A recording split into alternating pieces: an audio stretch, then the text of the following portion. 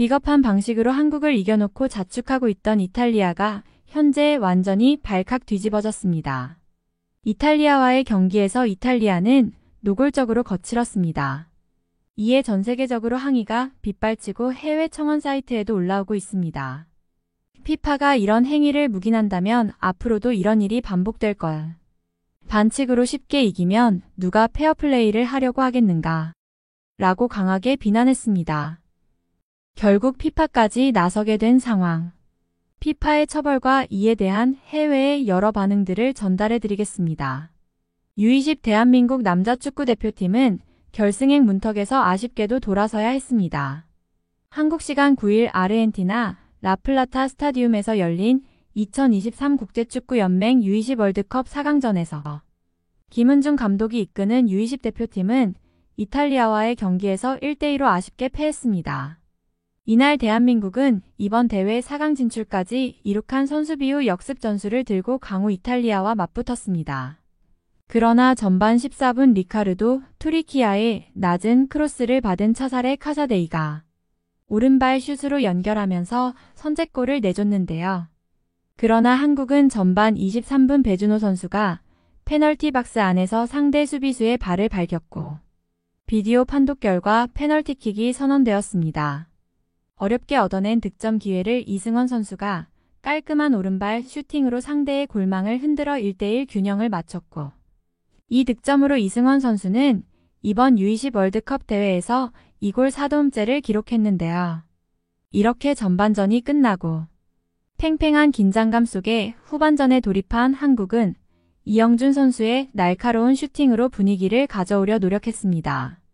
후반 13분 이탈리아의 결정적인 슈팅을 골키퍼 김준홍 선수가 막아내면서 위기를 넘긴 한국은 한 번씩 찾아오는 공격 기회를 통해 득점을 노렸는데요. 그러나 시간이 흐를수록 8강 전후 하루를 덜 쉬어 분리했던 한국 선수들의 발걸음은 무거워졌고 경기 막판 무리한 파울이 나오고 말았습니다.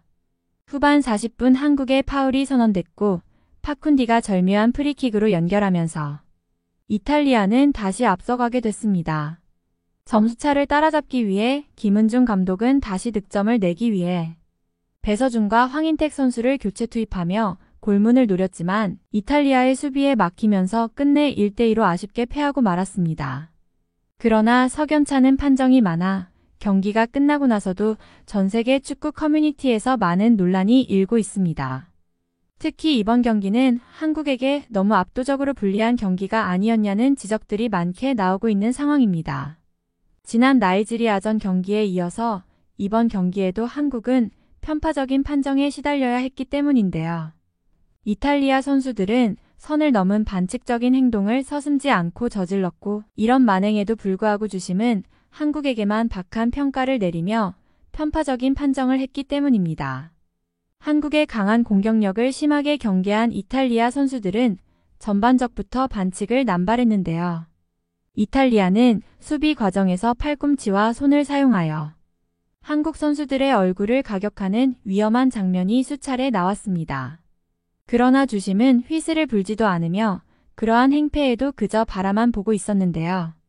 조별리그 1차전 프랑스와의 경기부터 이해하기 어려운 판정에 고개를 갸웃했던 한국은 이후 경기에서도 상대 반칙 상황임에도 오히려 한국의 반칙으로 선언되는 억울한 경우까지 발생했습니다. 이날 이탈리아는 경기 내내 거칠게 한국을 막아섰는데요. 잦은 반칙성 플레이로 한국의 공격을 끊고 한국 선수들이 경기에 집중하지 못하게 방해했습니다. 팔로 가격하거나 교묘하게 밀치고 심지어 앞면을 가격하는 등 여러 위험한 반칙 행동이 자주 나오며 한국 선수들을 위협했는데요. 드리블 능력을 갖춘 배준호 선수나 수비수에도 불구하고 2골이나 넣은 최석현 선수. 매 경기 선발로 나서고 있는 한국의 유일한 스트라이커 이영준 선수 등이 이탈리아의 견제에 시달렸습니다. 주심의 성향 또한 한 못했습니다. 경기를 관장한 야엘 팔콘 페레스 주심은 이탈리아 선수들의 반칙성 플레이를 크게 제재하지 않은 것인데요. 전반 23분 한국의 선제골로 이어진 페널티킥도 최초 판정은 페널티킥이 아니었습니다. 배준호 선수가 상대 수비수 마티아 자노티에게 밟혀 넘어진 상황에서 상황을 넘어갔던 주심은 비디오 판독 후 판정을 번복했고 마치 이탈리아가 반칙을 하도록 판을 깔아놓은 듯한 주심의 태도에 이탈리아 선수들은 더 거칠고 노골적으로 플레이를 했습니다. 이날 이탈리아가 한국을 상대로 저지른 파울 횟수는 26회로 12회를 기록한 한국의 2배가 넘는 파울이었습니다.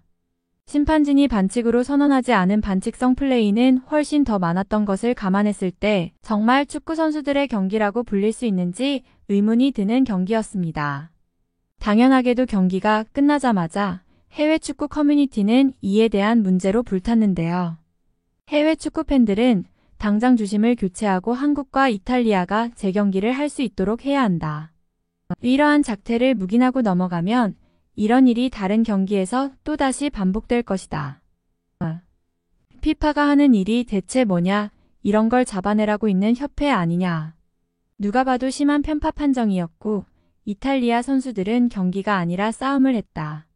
마치 미식축구를 연상시켰다. 이래서야 다들 반칙을 하지 누가 페어플레이 경기를 하겠냐. 등 강도 높게 비판했습니다.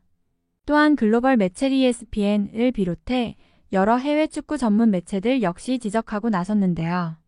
매체들은 이탈리아가 어쩌면 U20 월드컵을 한정해서 출전권을 박탈당할지도 모른다.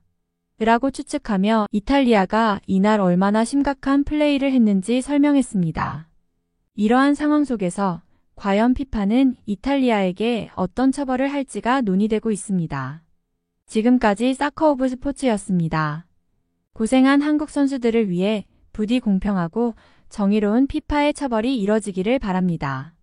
구독과 좋아요 한 번씩 부탁드립니다. 다음 영상을 만드는데 정말로 큰 힘이 됩니다. 재미있는 소식이 있으면 다시 돌아오겠습니다. 좋은 하루 보내세요.